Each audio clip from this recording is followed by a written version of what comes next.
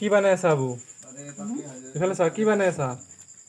পিঠা বনাই আছো কি পিঠা কল পিঠা দে কল পিঠা বনাই আছো দে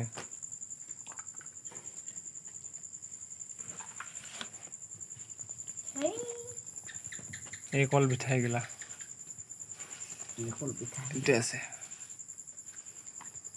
এইবিলাক